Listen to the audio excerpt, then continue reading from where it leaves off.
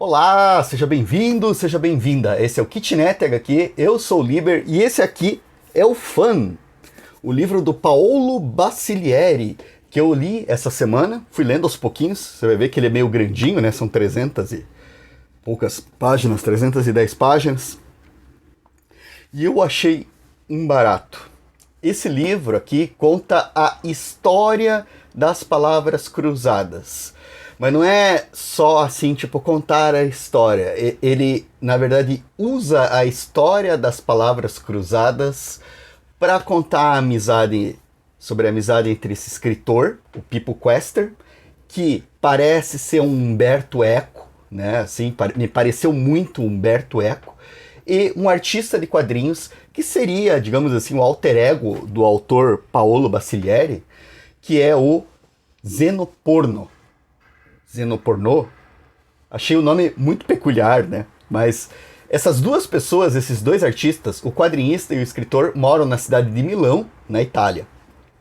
O Pipo Quester é um intelectual, um escritor renomado, já tem alguns romances publicados, e ele agora está dedicado para esse projeto que é escrever um livro contando a história das palavras cruzadas.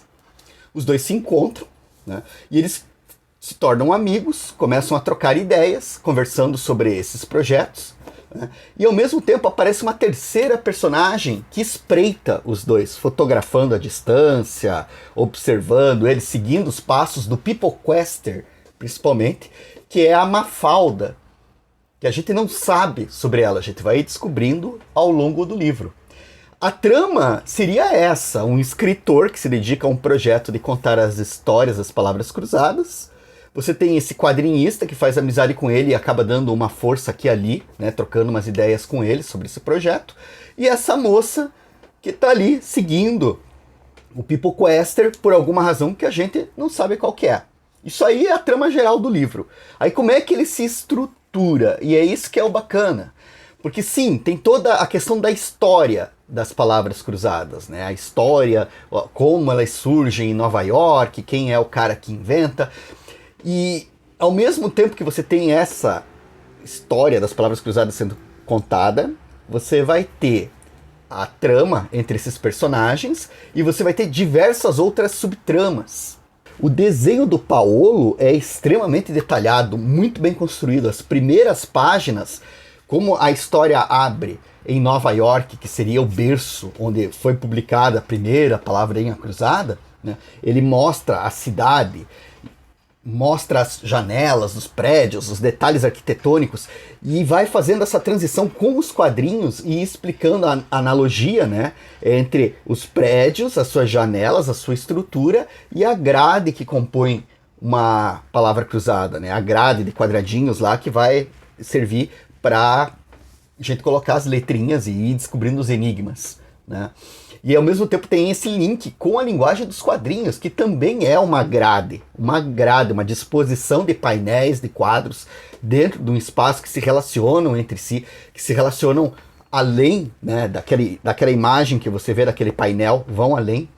E o bacana é que além disso tá ali no quadrinho, na estrutura mais visível, isso também está visível na própria estrutura narrativa.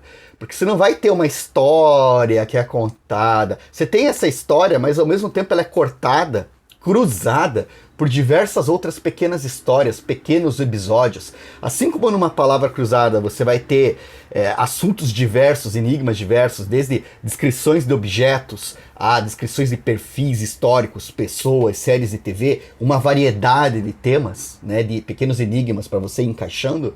Aqui também você vai ter uma série de pequenos dramas que às vezes parecem meio aleatórios. Você vai ter a história do sujeito que perdeu tudo. Um amigo do Zeno, você abre, vira a página e de repente tem esse cara. Como desenhar o rosto de uma pessoa que perdeu tudo. Perdeu tudo na bolsa, perdeu todo o dinheiro. Tem toda a situação e drama desse cidadão. E ele tá ali, ele é um fragmento dessa história. E você vai ter diversos outros. Você vai ter citações muito bacanas. Por exemplo, o Paolo ressuscita um personagem do Homem-Aranha, que era um vilão chamado Cabeça de Martelo. E é um personagem dos anos 70 que acabou, ele explica a história dele, explica toda a questão. Ele acaba sendo esquecido na cronologia do Homem-Aranha, né? Nunca mais vi referência ao Cabeça de Martelo. Mas aqui nessa história ele acaba ganhando toda uma dimensão, ele aparece diversas vezes. E é muito interessante porque ele aparece a hora como fruto da imaginação, a hora como referência. Ele tem uma conversa muito bacana, né, com o Xenoporno num aeroporto. Você vai ter os interesses românticos do Zeno, você vai ter o relacionamento que ele vai acabar desenvolvendo com essa Mafalda, você tem o mistério dessa Mafalda. E o interessante também é que muitas dessas páginas têm a assinatura no final, né? Esses fragmentos, esses episódios, têm a assinatura do Paolo na base e tem o ano. Então, pelo que eu percebi, ele escreveu todos esses fragmentos, ele desenvolveu todo esse projeto aqui entre 2009 e 2016. E é muito legal porque você vai vendo, assim, eu fico pensando como foi o fazer dessa história, porque provavelmente ele foi fazendo episodicamente, embora ele talvez tivesse uma linha geral, né? E ele vai encaixando, realmente como se fosse uma grade, como se fosse um cruzamento de palavras, ideias e pequenos episódios para fazer esse livro. E, cara, é muito bacana, é muito delicioso. Eu li ele espaçadamente, certo? Eu não li ele assim numa sentada só.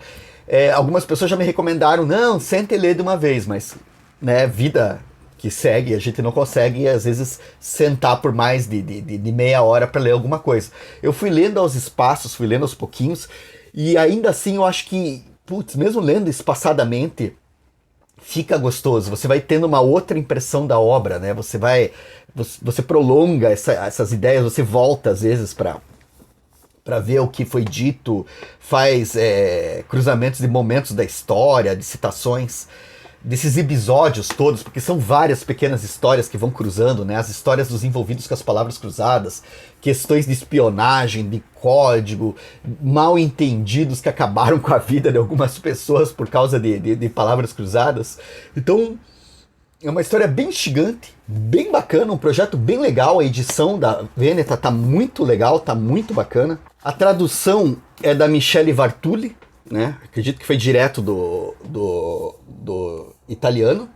Enfim, tá um material assim de prima, sabe? Coisa finíssima, assim. Recomendo demais. Fica a dica aí para vocês.